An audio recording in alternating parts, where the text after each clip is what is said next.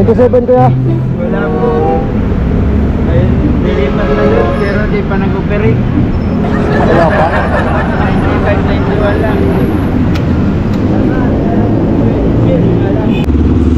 What's up guys? Good morning sa lahat. Yan, sa umagang ito mga guys, tayo'y mag-iikot-ikot lang dito sa Maynila. Yan, ini-enjoy yung bakasyon. Grabe, wala na atang solusyon yung traffic dito sa Pilipinas guys.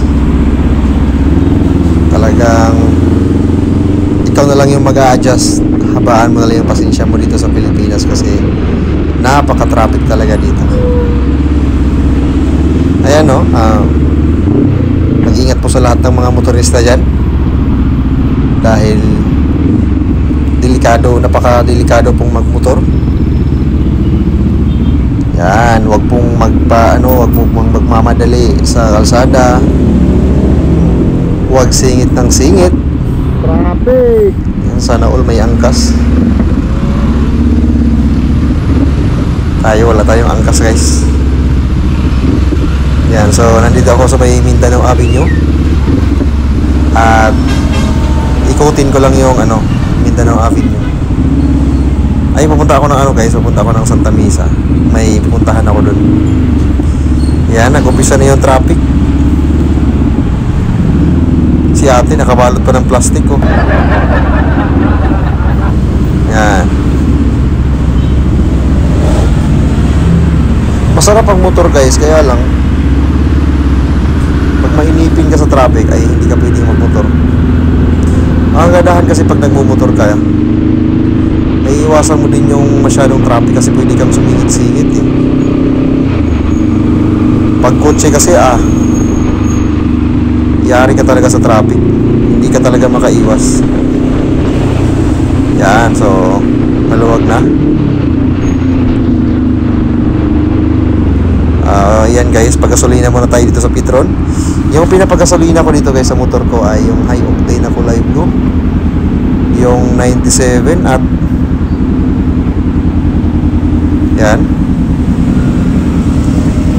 Busy pa yung mga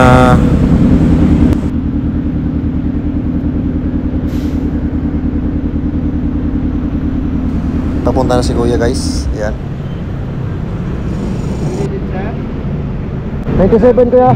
Wala po. Ay, nilipat na doon pero di pa nag-operate. Wala pa. Wala po. 95-91 lang.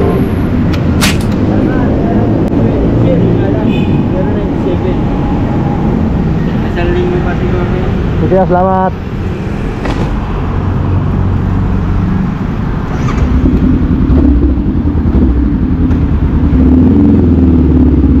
So yun guys, walang high octane sa Petron.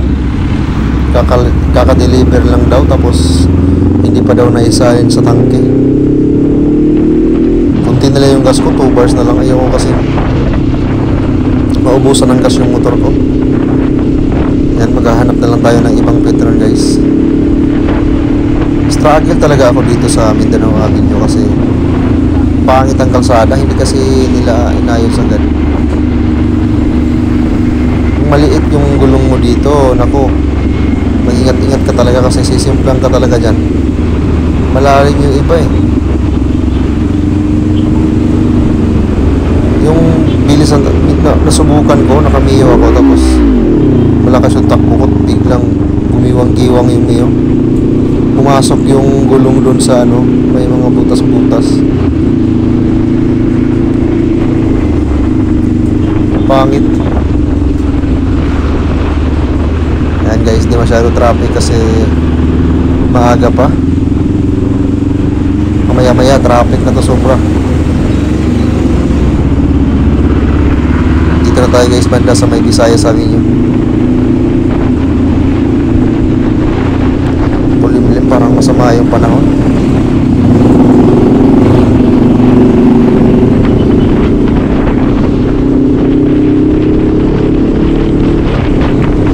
Guys, follow nyo po yung page ko at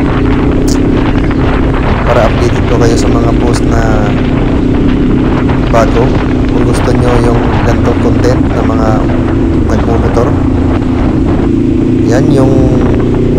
camera ko pala guys ay GoPro Hero 10. Hero 10? Hero 11? Parang Hero 11. Yung latest ngayon na bago, yung waterproof. Yan, napakalinaw po niya. Binili ko to sa Kaohsiung, Taiwan. Mas mura kasi dun. Bumibili ako ng gamit guys, pang camera, cellphone. Doon ako bumibili sa ibang bansa kasi mas makakatipid ka kasi doon. Kasi mas mura doon kaysa sa dito sa Pilipinas. Yan. Nasubukan ko dating mag-commute sa bus, pagkira tayuan talaga. Kaya bumili talaga ako ng motor. Yun talaga yung purpose ko, para hindi na ako magpo-commute. Kasi sus, grabe. Simula nung nag-aral ako ng college, napakahirap talaga mag-commute. Tatakbo ka, hahabulin mo yung jeep o kaya bus. Tapos, pag malapit ka na, biglang sabay iwan ka. Ito guys, papuntang papuntang Muñoz. Maganda yung kalsada dito.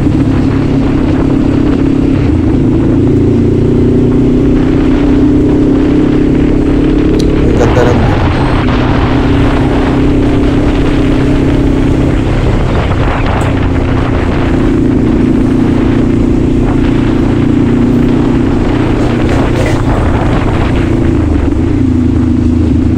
guys, no, mahina lang po yung takbo natin yan.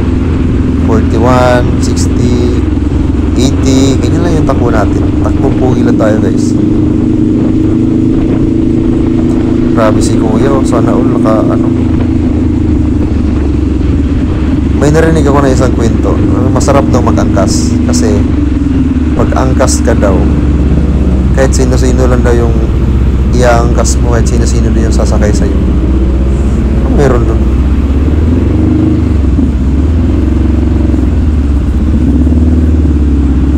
Balot na balot si ate yun.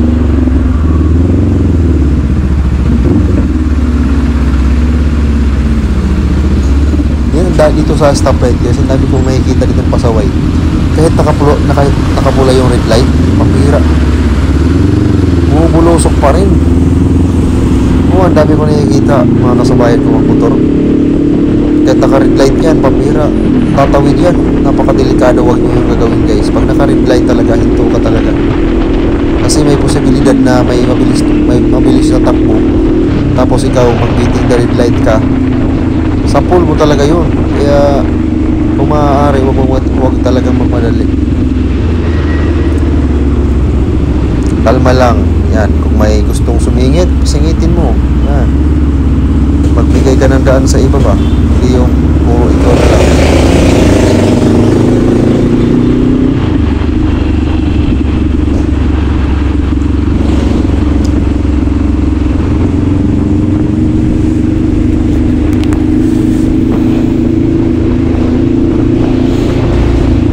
Dito na tayo guys sa Congressional Avenue. Yan yung dulo niyan, Muñoz, tapos sa gilid yung STI.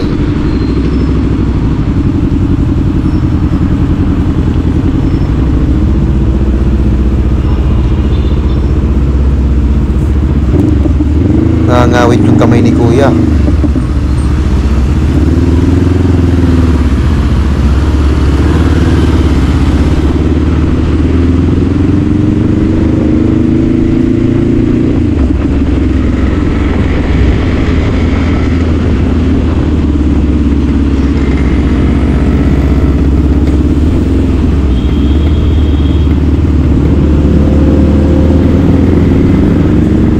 Guys, no, hindi pa ako nakakasama talaga sa ride ng CBR family. Gustong gusto ko talaga sumama sa kanila pero hindi ako makasama. Lagi akong solo ride nito. Yan, pag mga ganyang naka-red light talaga, huwag ka talagang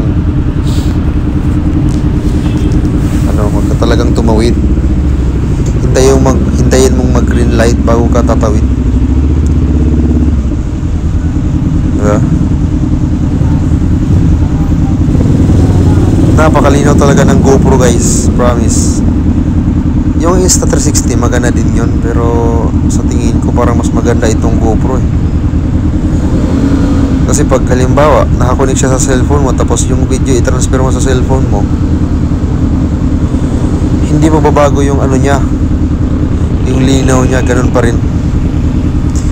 Pero depende yun sa cellphone na ginagamit mo guys. May iba kasi na-try namin na yung drone, malinaw yung camera ng drone, tapos pag transfer namin dun sa cellphone, pag upload namin sa YouTube, napaka labo. Yan, tumakbo si kuya.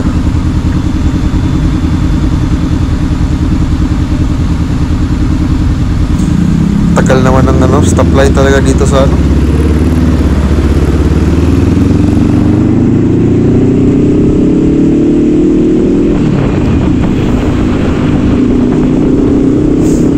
Yan, ito na yung ano guys. Diyan ako lagi pumipila dati ng tricycle, ang jeep papunta doon sa Congressional.